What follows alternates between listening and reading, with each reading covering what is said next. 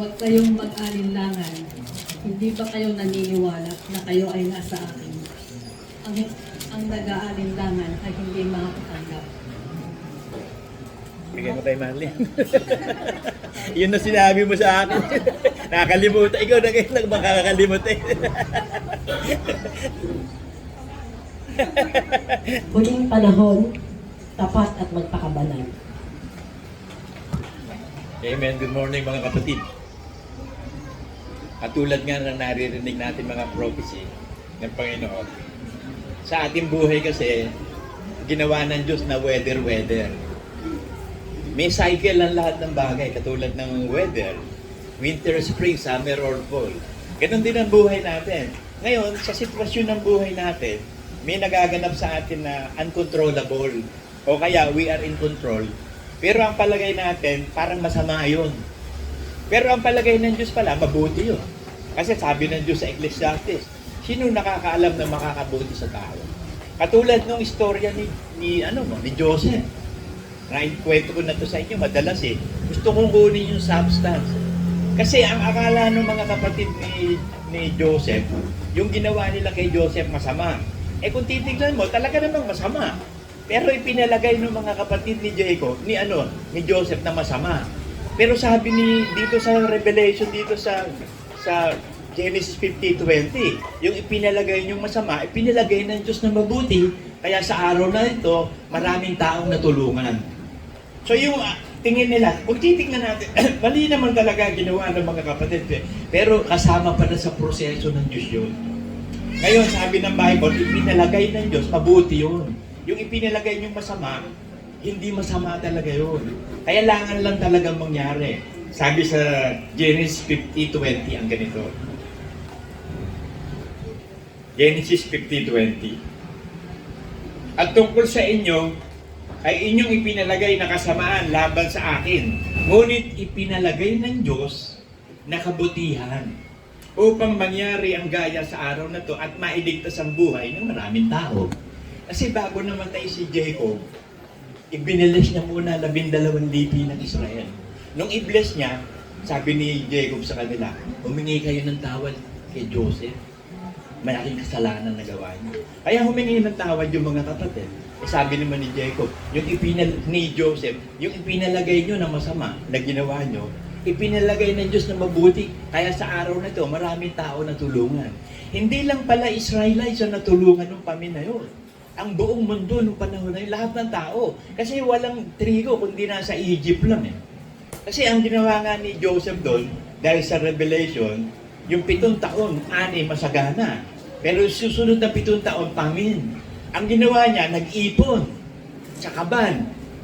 Food administration, inipon. Kaya wala nagutom noong panahon na yun. Lahat ng tao natulungan. Yung tinitignan nating masama, no pala mabuti. Katulad ng istorya ni Rahab, ni Ruth. Kung titignan yung istorya ni Rahab, si Rahab, prostitute yan Pero tunulungan siya ng Diyos, di ba?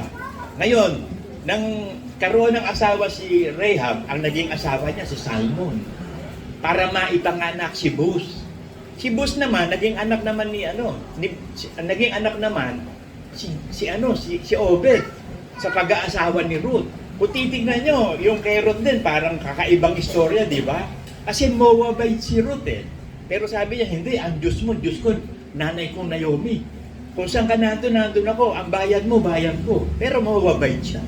Di ba? Si Rahab, prostitute naman, di ba? Pero kung ang plano ng Diyos, ganun Masyadong mahirap, malirep ang kaisipan ng Diyos. Kaya sa atin, lahat ng bagay na nagaganap sa atin, sinabi ng Diyos, ano man ang nagaganap sa inyo, mabuti, masama, sa ikabubuti yun ang umiibig sa Diyos. Kaya kapag may nagaganap sa inyong masama, tignan mo kung ano yung mabuting gagawin ng Diyos doon. At tulad ko, ang patotoo ako, na-stroke ako, mabuti ba yun? Masama yun Pero meron palang mabuti yan. There is always heaven in the disaster area. Lagi may langit sa disaster area. Disaster ang nangyari sa akin noon. Pero mo, 5 months ka hindi makakilos. O nung pala, may plano ang Diyos. Kasi ako naman kasing napakabobo kong pastor. Diruin mo, pastor, kahit hindi mo pinagpepray ang members mo. Kailangan pukpukin ka sa ulo. Di pinukpok ako sa ulo, stroke. Nung pala, para kaipag-pray ko ang iglesia. Kasi may plano. Pastor ka eh. May magaganap sa ating iglesia na kailangan magpakabanal-banal ako. At ito na nga naganap eh. Na-scattered na ang mga tupa ng LCJ. Naging ACLJ na. So lahat ng bagay na nagaganap sa atin, meron sa ikabubuti noon. Di ba sabi sa Romans 8:28, basahin natin.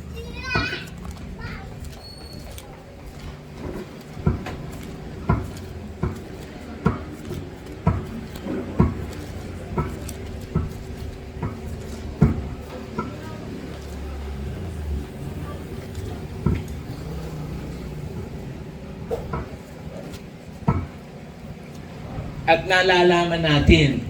Ba't natin nalalaman? Kasi na-experience natin. Kaya nalaman natin.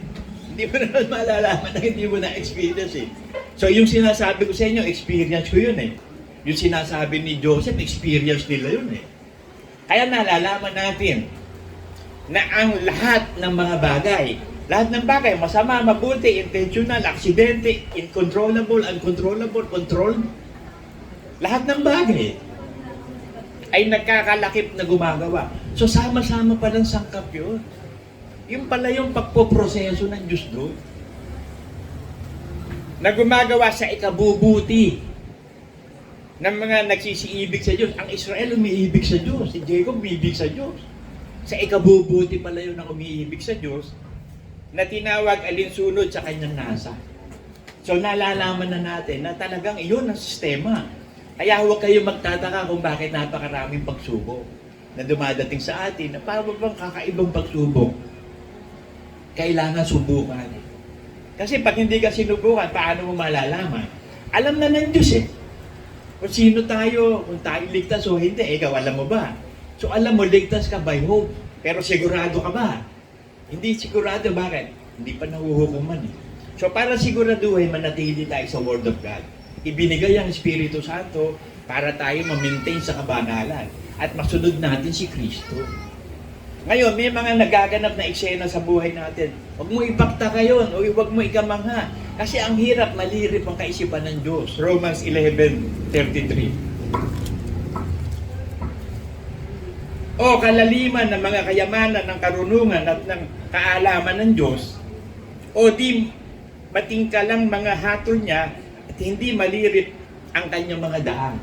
Hindi malirip ang kanyang mga daan. Tinan mo, kung si Jesus Christ kailangan tawagin ng Lion of Judah. Tinan mo si Judah, yung biyanan ni Tamar, naging asawa pa niya yung daughter-in-law niya. Bakit? Kailangan sa lahi ni Judah lumabas ang lineage eh. Kasi mula kay Judah nga, lumabas si David. Mula kay David, lumabas ngayon si Jesus Christ. So 14th generation and 14th generation. Mula kay Abraham hanggang kay David, 14th generation. From David to Jesus Christ, 14th generation. So kung titignan nyo mabuti, yung lineage na yun, sinabi ko nga sa inyo, parang may pangit dun yung kay Rahab. Sabi sa Matthew, tingnan natin yung lahi sa Matthew 1. Makikita natin yung lahi na pinanggalingan ni Kristo eh.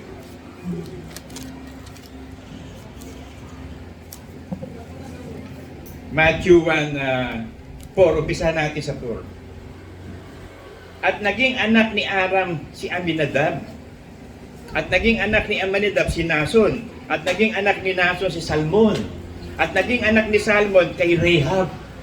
So si Salmon, sa lahi ni Pares, sa lahi ni Tamar, sa lahi ni Judah, naging asawa ni Rahab si Salmon. Si Bus naman ay naging anak ni Bus kay Ruth si Obed. So si Ruth naman, na dapat wala na sa eksena, pero yun ang paraan ng Diyos, dadaan kay Ruth na bumabait eh. Pinanganak si Obed. Nung ipanganak si Obed, pinanganak si Jesse. Pinanganak kay Jesse si David. At naging anak nga ni Jesse ang haring si David, at naging anak ni David si Solomon. Doon naging asawa si Urias.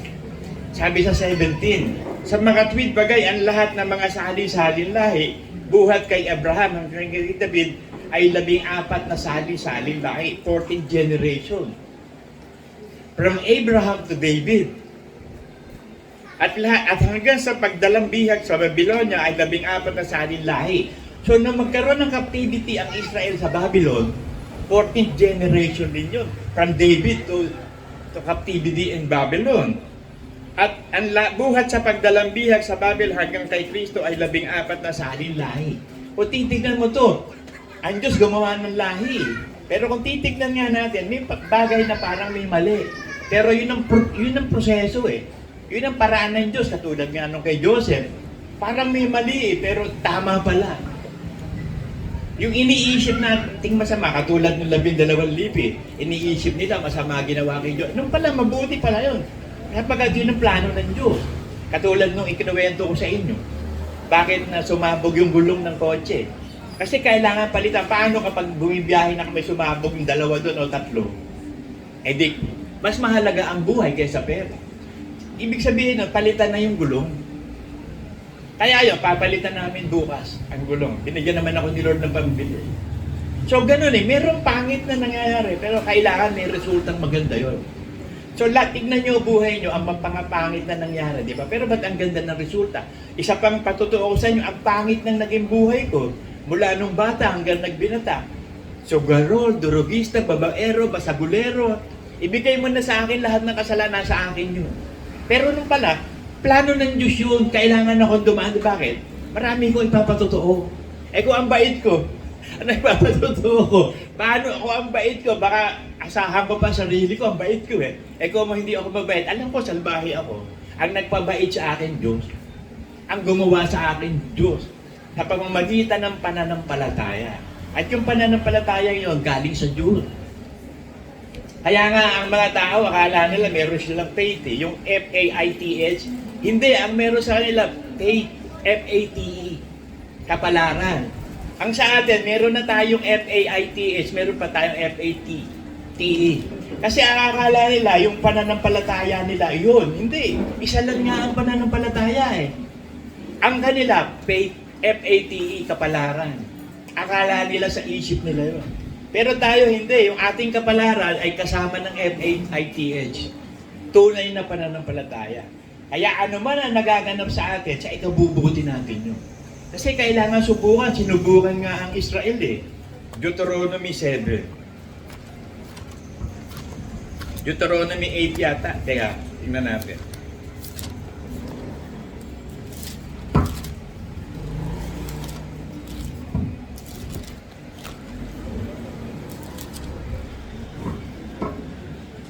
Deuteronomy 8:1-2. Ang lahat ng utos na aking inuutos sa inyo sa araw na ito ay inyong isasagawa upang kayo makapamuhay at dumami, sumagana at ang inyong mapasok at ariin ang lupain na isinumpa ng Panginoon sa inyong mga magulang. Kasi nangako ang Diyos na ang promise lang kay Abraham, isinalin kay Isaac, kay Jacob. So napasok ni Jacob ng Israel ang promise lang, pinamunuan ni Joshua. At inyong alalahanin ang buong paraan na ipinatnubay sa inyo na nitong Diyos, nitong 40 taon. Pag sinabing kasing 40, it is the consumption of time. Perfect time ang 40. Ngayon, kaya sinabi, yung perfect time na yon, tinuruan ng Diyos ang Israel na matuto, pinalo. Yung iba, kinain ng lupa, yung iba, nakagat ng ahar. Para makapasok sa promise land. May paglalakbay na ginawa. Pero yung iba doon, ang tingin nila, masama yun. Di ba sabi nila, Moses, bakit inalis mo kami sa Egypt tapos papatayin mo kami sa gutom at uhaw? At hindi nila alam, hindi eh. Magpapaulan ng mana, si Kristo yun. Iinom sila ng tubig sa bato, si Kristo yun. So noon pa man, kasama na si Kristo ng unang banyan ng Diyos, ang panganay ng Diyos, Church of the Wilderness. So kung titingnan nyo, ang pangit na nangyayari doon, di ba? Halimbawa, kinagat ka ng ahas. Kasi maraming kinakagat ng ahas sa kanila, suwail eh. Pero ano ginawa ng Diyos? Gumawa nung bronze, snake bronze. Sige, pag nakakagat kayo ng ulo, pag tumingin lang kayo dito, si Jesus Christ pa rin yun, gagaling kayo. Ngayon, nung bandang uli, ginawa ng idolatry ng Israel yun. Inalis yun ni Hezekiah. Kaya si Hezekiah ang hinirang ng Diyos na talagang, hari ng Israel nung panahon na yun. Pero kita mo, masama din ang nangyari kay Hezekiah, nagkabuko, nagka-cancer, mamamatay na. Pero ang ginawa ng Diyos, yung kasamang yun naganap, pinalagay na mabuti. Kasi para magsisi. Kasi kung hindi magkakabukol at mamamatay si Hezekiah, hindi magsisisi. Kaya nakabuti yung pagka-cancer niya. Nakabuti yung pagkaka-stroke. Nakabuti yung pagka-plat ng gulo. Nakabuti yung pagbebenta ng 12 lipi sa Ehipto. Kung titignan nyo mabuti, ganun ang sistema eh. Kasi bakit? Hindi nga malirip ng Diyos ng natin nakaisipan na napakalalim. Isaiah 55.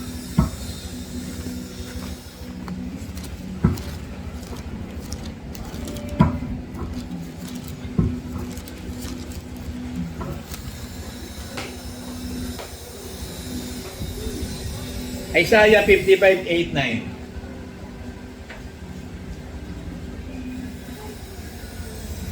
Sapagkat ang aking pag-iisip ay hindi inyo pag-iisip o ang inyong manglakad ay aking sakad, sabi ng Panginoon. Sapagkat kung paano ang langit ay lalong may taas kaysa lupa. Sukatin mo nga, from earth to unlimited sky. Masusukat mo. Pero ang Diyos may sukat niya. Ang tao, kaya sukatin yun. Kung paano ang aking pag-iisip ay lalong mataas kaysa lupa, gayon ang aking lakad ay lalong mataas kaysa sa inyong lakad. At ang aking pag-iisip sa inyong pag-iisip. So, hindi kayang malirep, sabi ng Romans 11:33. Hindi kayang isipin ang isip ng Diyos. Para magkaroon tayo ng isip ni Kristo, kailangan magsisen, manampalataya, ibigay ang Espiritu Santo. We will have the mind of Christ. And the mind of Christ is the Word of God. And the Word of God is God. And the Word of God comes from the Father. Nanggaling ang Word of God sa Ama, si Kristo. Si Kristo ang Word of God. At isinugo ng Ama at ni Kristo ang Espiritu Santo para sa atin. Kasi ang Espiritu Santo, pwede siyang pumunta kahit kanino eh. Pero ang pupuntahan niya lang, mga anak ng Diyos. So yung Ama, hindi everywhere. Si Jesus Christ, hindi everywhere. Yung Holy Spirit, everywhere. Pero nandun sa mga anak ng Diyos lang yung everywhere niya. Wala siyang sa alam ng demonyo. So mali nga ang pagkakaunawa ng marami. Na God is everywhere. Itinutuwid tayo dyan. Ako nung araw, hindi nang alam ko eh, God is everywhere. Pagkatapos, ang alam ko rin, ang Diyos hindi pumapatay. Pero nung makita ko na sa Bible, ang basis ko, Bible. Kasi hindi pwedeng kontrahin ng Bible. Ang Diyos pala pumasabi ko, hindi, ba't naman papatay ang Diyos? Ang bait nun eh. Nung pala pumapatay siya, dahil kung hindi siya papatay, paano mamamatay ang tao? Eh paano ko umabot ka na? Naging puno ka na, nag-ugat ka na. Uugod-ugod, hindi ka pa namamatay, kawawa ka naman. Pero para kang puno na lang na nakadikit doon sa lupa, pero hindi ka namamatay. So niloob ng Diyos na 120 lang sa panahon natin ang maximum age ng ikamamatay. Kung may makikita kayo sa Guinness Book of Record na lumampas ng 120, kalokohan yun. Mananalo pa ba sila sa Word of God? Pero makikita mo, mga Chinese, Japanese, sinasabi 130 years old. Hindi ako pwedeng maniwala. Bakit? Eh sabi ng Word of God eh. Katulad na naglalabasan ngayon, yung mga Anunnakis, yung mga written ng mga meron silang basihan talaga na cuneiform, sa papyrus na kasulat, pero kontra sa Bible. Paano mo maniniwala totoo yan? Eh, kontra sa Bible yan. Kahit ba meron pa kayong ebidensya? Lahat ba ng ebidensya tama? Lahat ba ng ebidensya tumutukoy doon? Hindi. Yung ebidensya, kailangan tunay na ebidensya. Kasi may mga evidence na peke eh. Lalo ngayon, napakaraming scammer, napakaraming peke. Hindi mo mamalaman anong fake news sa internet eh. Pinapanood ko lang yung video kapag medyo wala sa tama talaga yung kilos. Kasi hindi naman mape-perfect ng AI eh. Yung video na talagang tao eh. Oo, magagawa nila. Halos ngayon ng mga pelikula, AI na rin eh. Pero ang AI, alam nyo, napakagaling ng AI. Lahat ng tanong ko sa AI ko tinatanong, napakakumpleto. Tapos tatanungin ka pa ng AI, do you want me to give you an example about this topic? Minsan ako sumusuko sa AI. Itanong mo lang, itanong kahit ano. Sasagutin ng AI. Eh ngayon, ang ganda eh, kakausapin mo lang si Gemini. O kaya, okay Google. Buti hindi lumalabas. Okay Google. Hindi lumalabas. Pag pala ginagamit ang preaching o ng taping ng record, hindi gumagana si okay Google. Hello, okay Google? Wala, hindi nagbabago. So balik tayo mga kapatid. Sabi sa 1 Thessalonians 5:21, ginagawa ko ito lagi.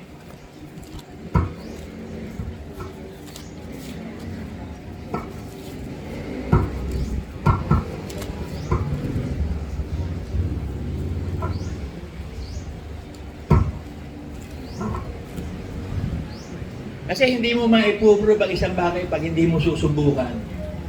Kaya nga sinubukan ng Israel eh. Sabi sa Deuteronomy 8:2 eh. Itong 40 taon, sinubukan kita. Upang malaman ko kung ano nasa iyong puso kung susunod ka sa aking utos o hindi. So yun ang pagsubok na ginagawa ng Diyos. Para malaman kung ito taong to, anak ba ng Diyos o hindi. Kasi alam na ng Diyos ang anak niya eh. At ang hindi niya anak. Pero ikaw, para malaman, kailangan ka subukan. Kita mo yung mga may agimat, pag Biyernes Santo, malapit na yan. Nagsusubukan na agimat. Pero sabi ko nga doon sa isa, sabi ko, ano yung agimat nyo? Hindi tinatablan ng bala. Talaga, hindi. Sige nga, tingnan natin kung hindi kayo tatablan ng bala. Eh di kinuha yung agimat. Inilagay doon sa tabi ng lata. Ay hindi ho, ilagay nyo sa dibdib nyo, tapos pababarilin natin. Hindi pwede. Ay kung akala ko gusto nyo i-prove ang agimat. Ay di ilagay mo sa dibdib mo yung agimat, tapos babarilin ka. Malalaman natin, pag totoo, hindi ka mamamatay. Hindi, sa lata lang. Pati siya duda sa agimat niya. Eh biruin mo, kung hindi totoo, hindi patay siya. Kung nyo nga mag-aagimat, ang Diyos pa hindi susubok. Kaya tayo sinusubo at muling pagsubok. Hindi nyo napapansin, mulit, bakit? Para ma-prove mo sa sarili mo na totoo ka. Para ma-prove ng Israel na totoo sila. Biruin mo, 40 years. Completion of time ng 40. Yan ang cycle. Yan. Pag sinabi na cycle, completion of years 40. Tayo rin, mamamatay din tayo ng 120, pero hindi ka umabot ng 120 kung mamamatay ka. Hanggang 70 lang sabi na, diba? Bakit? Eh yung first 40 years mo, yun yung unang buhay mo eh. Sa iyo yun. Gift of God yun. Be happy. Gawin mo gusto mong gawin, kumain ka. It is a gift of God. Yung next 40, pagkuholing na yun. Kasi nagawa mo na lahat ng luho mo, lahat ng vices mo, lahat ng gusto mo, nagawa mo. So tatawagin ka na ng Diyos. Yun ang next 40 years mo. Kasi 120 nga lang ang years ng tao eh. So tatawagin ka, katulad natin, tinawag tayo, nagsisi tayo, sumampalataya. Yung next 40 years mo, paglilingkod na yun hanggang kamatayan. So 120 years din tayo nabuhay. Pero hindi pa tayo maabot ng 120. Revelation niya ng spirituality. Katulad nung sabi ni Roswell, ba't ganun? Ganun ba yung mga kautosan ni Moses na pinadali o ganun? Hindi.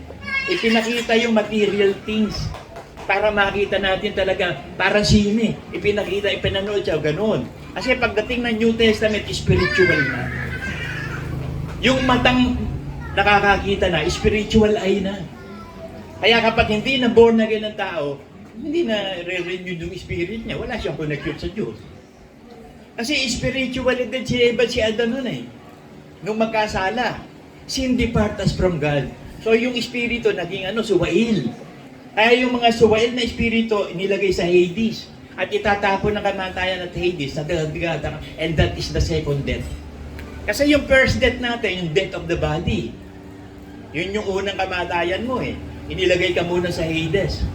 Ngayon yung second death natin, itatapon ka na sa dagat-dagatan, apoy finality na yun. Ang papatayin naman sa'yo, kaluluwa at espiritu. Kaya sabi, huwag kayong matakot sa pumapatay ng katawan. Matakot kayo doon sa pagkatapos pumatay ng katawan. May kapangyarihang ibulid ang kaluluwa sa impyerno. Doon kayo matakot. Kaya yung second death o dagat-dagatang apoy, finality na yun ng punishment. Ang unang pinatay sa iyo, katawan. Susunod na yung katawan na yan. Sa atin naman, papalitan yung katawan kahit namatay. Glorified body. Sa kanila hindi. Yung pa rin katawan na yun ibibigay sa judgment. Susunod, ang papatay, nakakatulan na yung kaluluwa at espiritu nila. Kaya yung sumail na espiritu ng tao, ni-renewed. Kaya na-born again tayo in the spirit. Nagkaroon tayo ng bagong pagkatao. A new resurrected life in Christ. Hindi nakakasala yung espiritu na yun. Espiritu ng tao yun na bagong nilalang. Kaya ang gusto ng Diyos, mabuhay tayo sa bagong nilalang, huwag sa luma. Ang luma, makamundo. Tingnan mo, ginagawa mo, makamundo ka pa ba? Lust of the eyes, lust of the flesh, pride of life, yan ang makamundo eh. Tingnan mo kung ginagawa mo ba yan, at ginagawa mo yan, makamundo ka pa. Bagamat hindi mo na nagagawa yung Galatians 5:19-20, basahin natin ang gawa ng laman.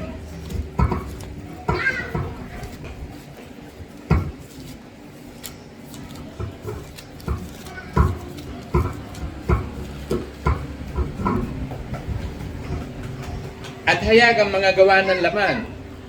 Sa makatwid ay ang mga ito, pakikiapid, karumihan, kalibugan, pagsamba sa Diyos-Diyosan, pangkukulang, mga pagtataniman, mga pagtatalo, mga paninibugo, mga pagkakaalitan, mga pagkampi-kampi, mga pagkabahabahagi, mga hidwang pananampalataya. Mga kapanahiligan, mga paglalasing, mga kalayawan, at ang mga katulad nito. So, tatanungin mo, yung ba drugs nasa Bible? Oo, nasa Bible. Yung bang pag-ibig ng marijuana nasa Bible? Oo, nasa Bible. Ay, yung bang pag-injection ng ng opium, morphine nasa, yung cocaine tsaka opium, ayan lahat ng katulad nito. Ano may paglalasing? Intoxication. Ibig sabihin na intoxicate ka, may high, tinatamaan ka.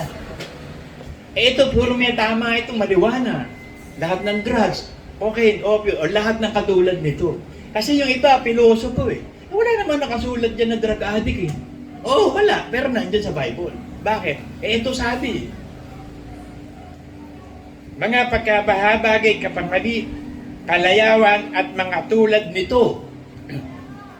Tungkol sa mga bagay na ito ay aking uunang ipaalala sa inyo tulad sa aking pagpapaalala ng una na gayong bagay ay hindi magsisipasok sa kaharian ng Diyos.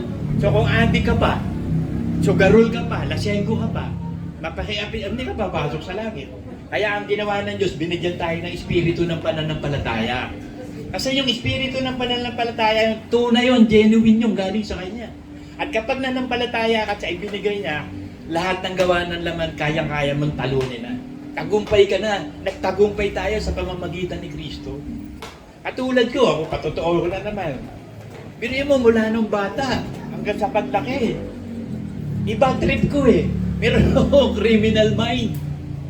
Ngayon, may criminal mind pa ako, kaya lang hindi ko na pinakikilos. Kasi nasa lumang pagkatao ko yun Minsan gumagana yung criminal mind ko kasi matalas ako Na ko, yung mandaraya. Halimbawa, may pila. Halimbawa, kukuha ka ng ayuda, may pila. Ba't ako pipila? Ang tagal-tagal. Sisingit ako dun sa unang-una. Tapos sabi ko, ito brad ang 200. Kumuha pa alisena. Bakit ka pipila ng mahaba? Bayaran mo. Kasi paalisin ka pag hindi mo binayaran. Bayaran mo. Katulad sa nung college. Pag kumukuha kami ng class cards, pila.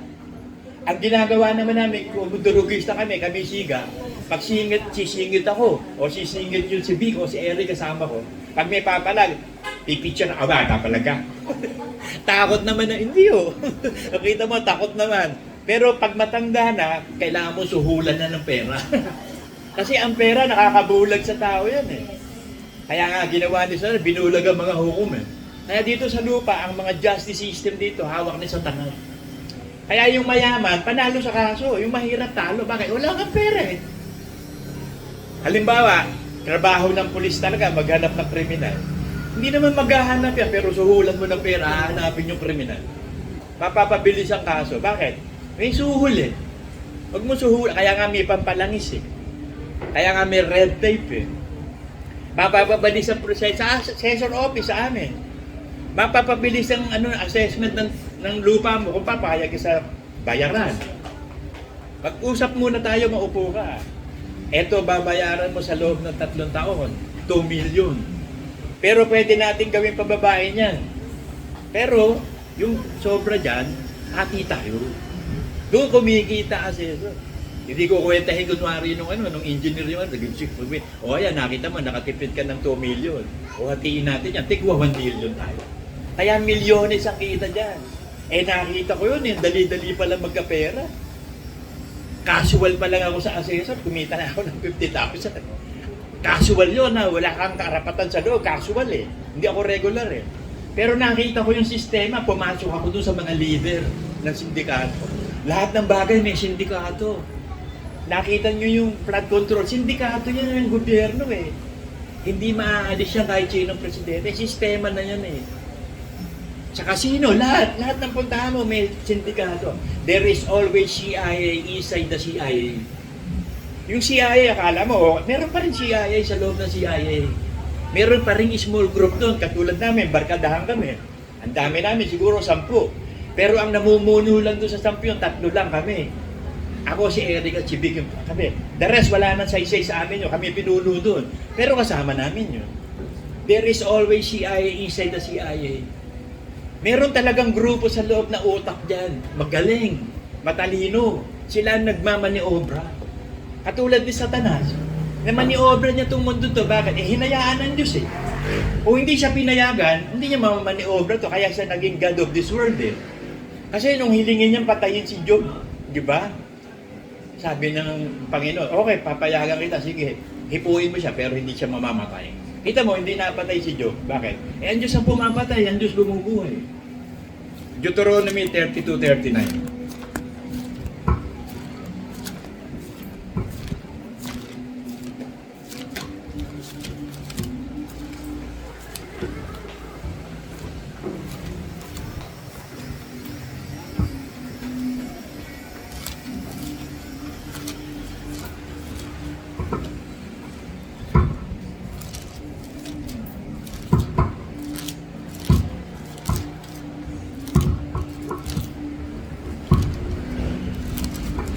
Bible ko, hindi mapalitan pa eh. Walang mabili.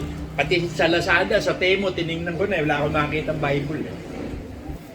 Sa mga bookstore, baka meron kayong alam na sa National Bookstore. O saan man, bilhin nyo ako ng Bible na malaki yung titik. Tagalog, Biblia. Walang mabili. Hirap ako dito sa Bible ko eh. Talagang tumatakbo na, umaayaw na eh. 32:39.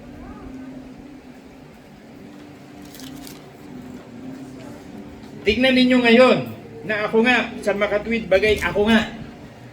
I am what I am. At walang Diyos sa akin. Ako'y pumapatay, ako'y bumubuhay. So alam na natin, huwag kang matakot mamatay. Bakit? Ang Diyos ang pumapatay. Kung papatayin ka ba, may magagawa ka. Pwede ba sabihin, Lord, huwag mo kong patay. Papatayin na kita. Ako bumuhay sa iyo, ako na papatay sa iyo. Kaya huwag kayong matakot sa kamatayan. Kasi ang kamatayan is just the first step.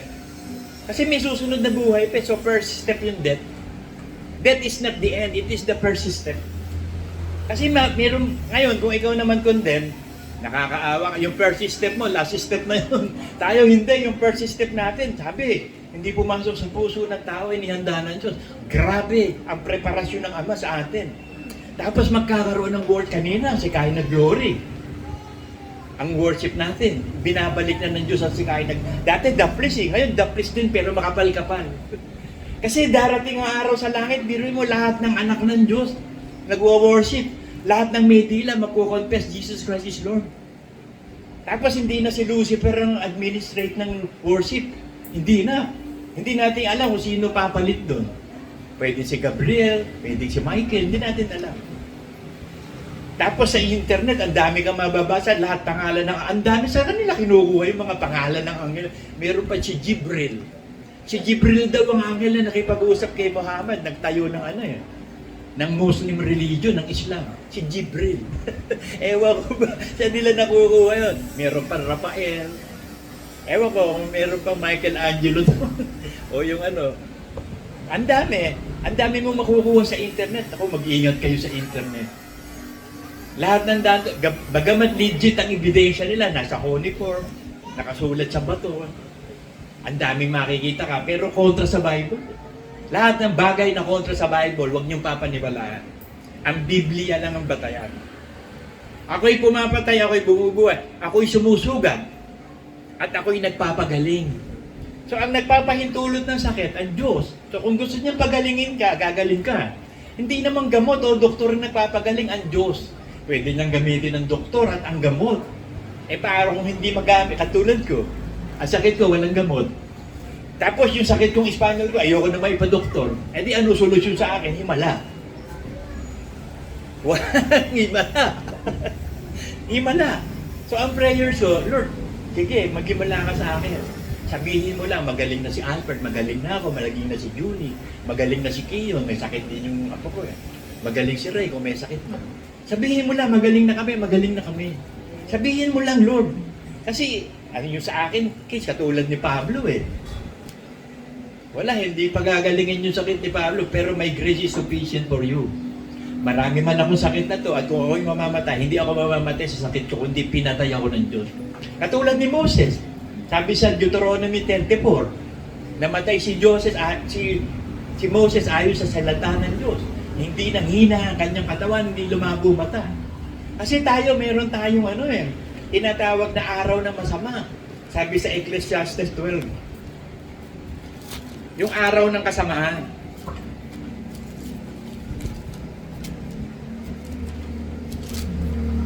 Kasi nga, weather nga ang buhay. Pag dumating na yung panahon ng kasamaan, ang ibig sabihin nun, matanda ka na. Kaya habang bata pa, alalahanin mo ang pa. Habang bata pa kayo, matuto na kayo. Magkaroon na kayo ng tamang pagkain. Hindi katulad ko, talagang abuso ko sa katawan, nagdudurog ako na nagdudurog. Tapos kumakain ako ng lahat ng bawal, wala akong kontrol, na-stroke tuloy ako. Ngayon sa pagkaka-stroke ko ito, lalo ang daming hindi dapat kainin. Diba? Kung mabubuhay ka na wala, pwede kang kumain na kahit ano, diba mas maganda? Pero alalahanin mo habang bata ka pa, ihanda mo na. Sabi nga nila, life begins at 40. Nagsisimula daw ang buhay. Tama yun. Kasi yung first 40 mo, sa iyo na yun eh. Ginastos mo na sa sarili mo. O yung next 40 mo, it begins, bago na yun. Magkaroon ka na ng control sa sarili. Kumain ka na ng mga fruits and nuts, leafy vegetables. Kumain ka na ng huwag baboy, huwag karne. Puro mga isda, salmon, tuna, sardinas. Kahit nasa lata, kunin mo lang yung sesame oil. Yung oil ng olive oil. Medyo mahal ng konti, pero healthy naman yun. Kasi yung sardinas, ang daming sodium nun, yung nabibilin dilata. Ang alat-alat nun, tsaka ang daming mga preservatives. Kung olive oil. Okay yun, kahit makain mo yung oil, olive oil naman yun. Huwag si Papay kainin si olive oil. Ecclesiastes 12, basahin natin ha. Ito yung pasimula ng kasamaan pag tumatanda na. Alalahanin mo rin ang may lalag sa'yo sa kaarawan ng iyong kabataan. So alalahanin mo, itong kabataan, kasi yung 40 below, bata pa yan Kahit nga 50 below, bata pa yan. Bago dumating ang masamang araw, so bago dumating yung matanda ka na. At ang mga taon ay lumalapit, pagka yung sasabihin, wala na akong kaluguran sa mga yaon. So wala na, hindi ka na masaya Pag tumatanda ka, ang dami mo sakit Gusto mo magsaya, hindi ka makapagsaya. Ang dami mo, may arthritis ka, may osteoporosis ka, meron kang high blood, meron kang diabetes. Yung iba pa nga, nagkaka-cancer pa, di ba? So, yun yung araw ng kasamaan Bago ang araw at ang liwanag at ang buwan at ang mga bituin ay magdilim. So, bago daw magkaroon ka ng retinopathy. Kasi yung retinopathy, lumalabo ang mata mo dahil mataas ang blood sugar mo. Ngayon, makakakita yung mga neuropathy na parang itim-itim na patsi-patsi. Tapos lalabo na ang mata mo, magsasalamin ka na. Magdidilim na yung araw at ang buwan, sabi. Ang mata mo, magsasalamin ka na. Lalabo na yan. At ang mga alapaap ay magsisibalik pagkatapos ng ulan. So may katarata. Yung may katarata, may ulap ang mata nun. Hindi makikita mo puti, di ba? Kasi sabi ng Bible, kapag ang mga ulap, katarata yun.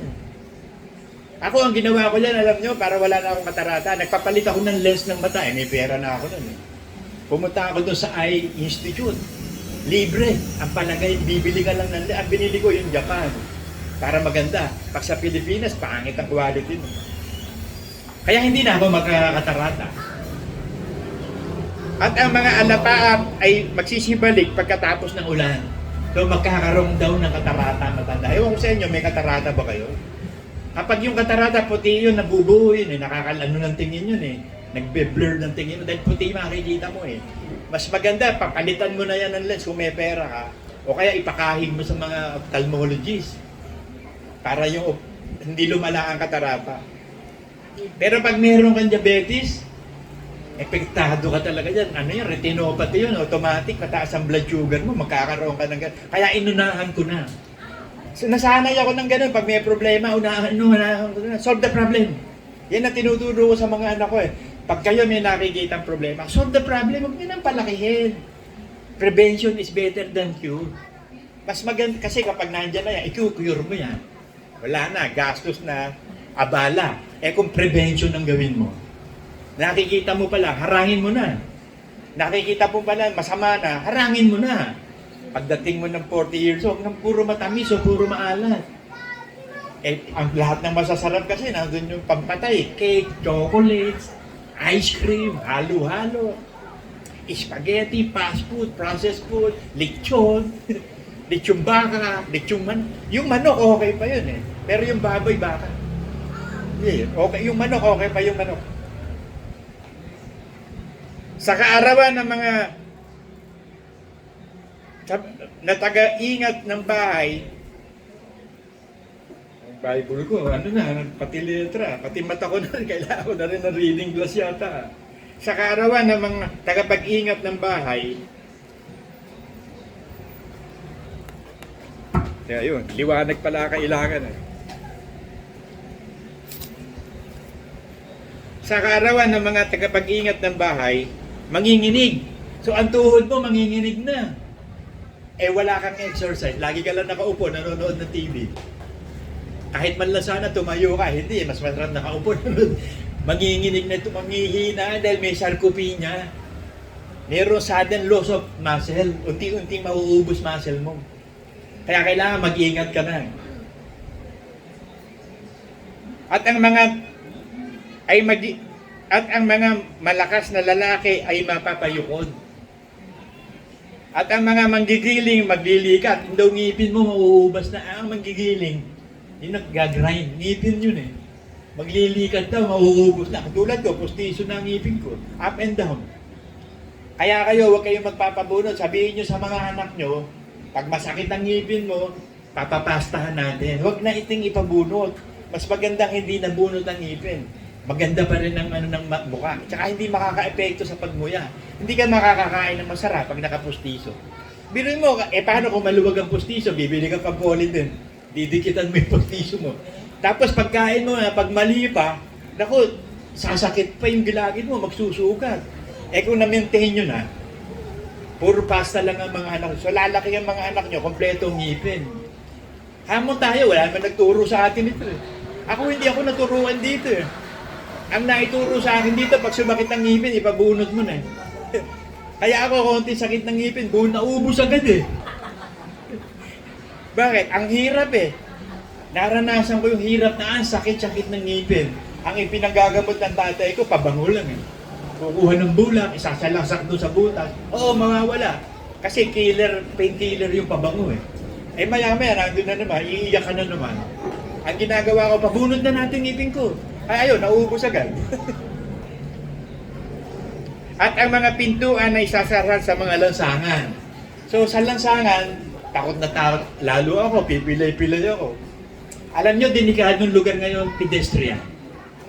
Mas maraming na-aksidente sa pedestrian. Kaya nga ginawa pedestrian, safety ng mga tao. Eh hindi. Ang dami nasasagupan ng mga motorista sa pedestrian pa. Kahit nga yung mga traffic policeman, binabangga nila sa pedestrian. Salbahe mga tao ngayon. Pagka ang tunog ng giling ay humihina, so pati tenga mo humihina na daw. Yung gulong na humihina.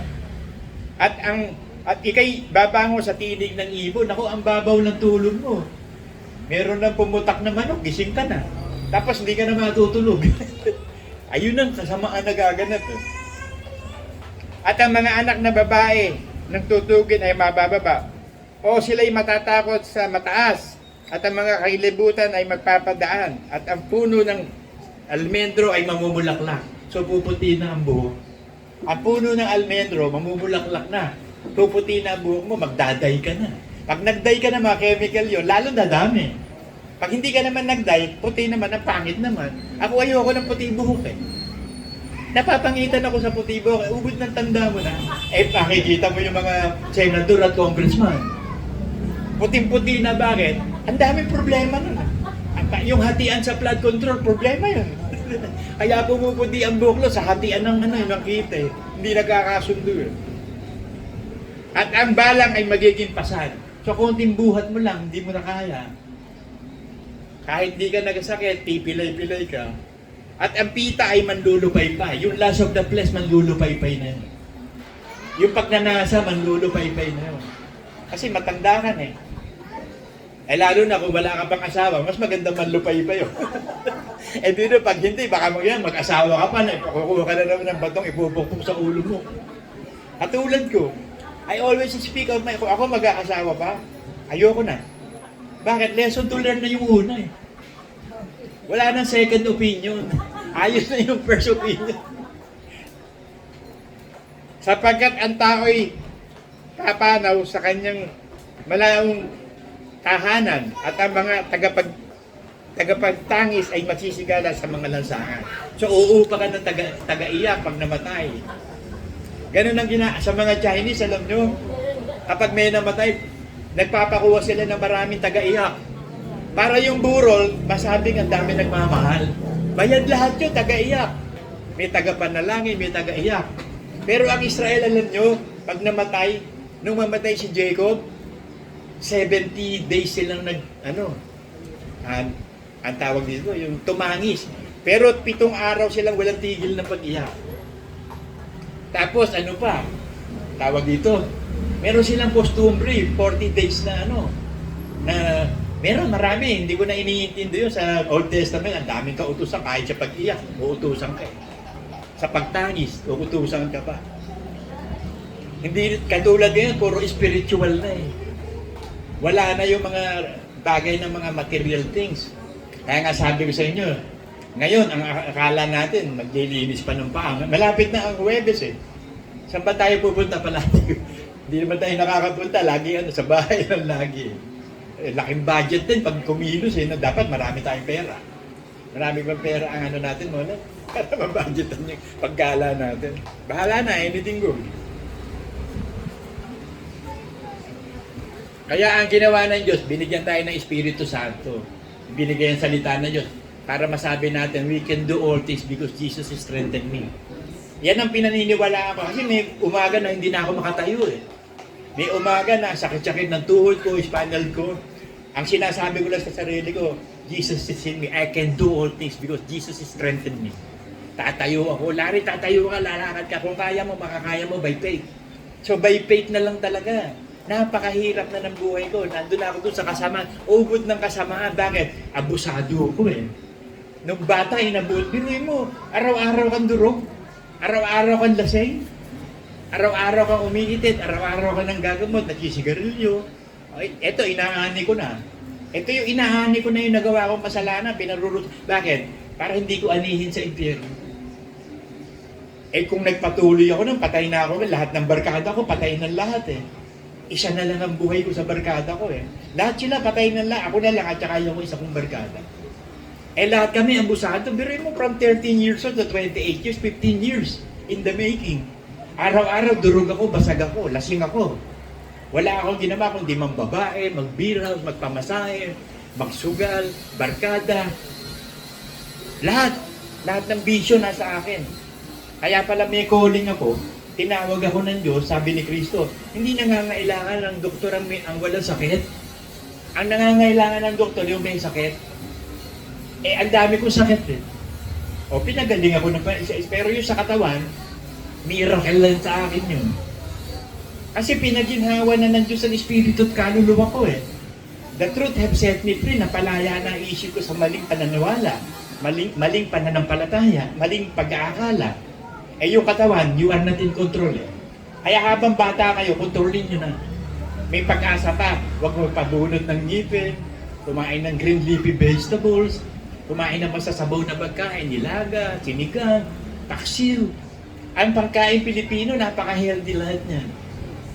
Ang pagkain Pilipino, pinaka-healthy sa lahat ng DC sa buong mundo. Napansin ko, sinigang lang eh.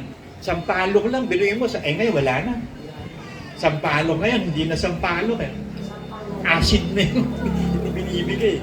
Yung mga old school, pakukuluan mo kapag nagsisinigang ko, papakuluan mo isang palok. Ang sarap na sahog no.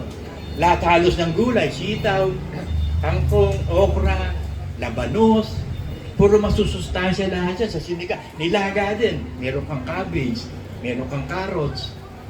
Tapos, pwede yung buto-buto kung kainin nyo. Wag yung laman, wag taba. Yung lean meat, pwede yun. Hindi masyadong ano yung sa liver tsaka kidney.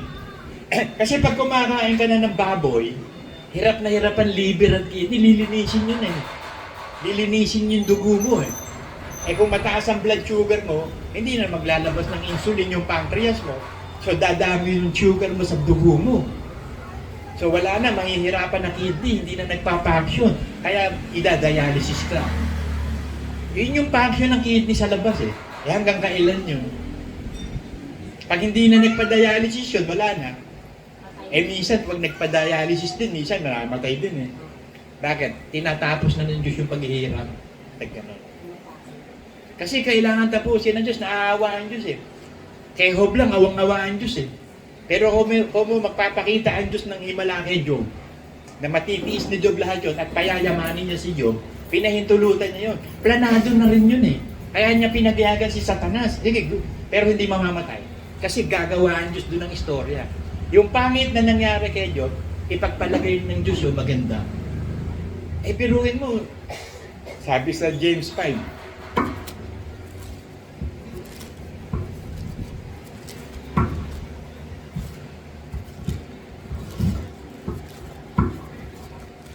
hindi ko na maano yung Bible. Hindi ko na mabox. Job 5:11. Narito. Tinatawag nating mapalad ang nagtitiis. Inyong nabalitaan ang pagtitiis ni Job. At inyong nakita ang pangyayari sa Panginoon kung gaano ang lubos na pagkahabag at ang pagkamaawain ng Panginoon. So habag na habag ang Diyos kay Job. Kaya binigyan si Job talaga ng mahabang pagtitiis din. Bagamat hindi nananahan ng Espiritu Santo kay Job, nasa labas naman. Binigyan siya ng Diyos ng mahaba para matiis niya yung hirap. Siguro, ikaw yung may sugat mula paa hanggang ulo. Tapos walang antibiotic. Wala kang ipang gagamit na Mertylen o kaya kung ano, Terramycin ointment. Wala. Tapos ang kati-kati pa nun, kakamutin mo, hindi ka makakapaligo na maayos. Pero mo, ilang taong ganun si Job. Pero natiis ni Job yun. At sinabi pa niya na, ibinigay ng Diyos to sa akin. Tatanggap pa tayo ng mabuti sa Diyos, hindi tatanggap ng masama. Sabi niya sa asawa niya. Sabi ng asawa niya, sumpain mo na yung Diyos mo.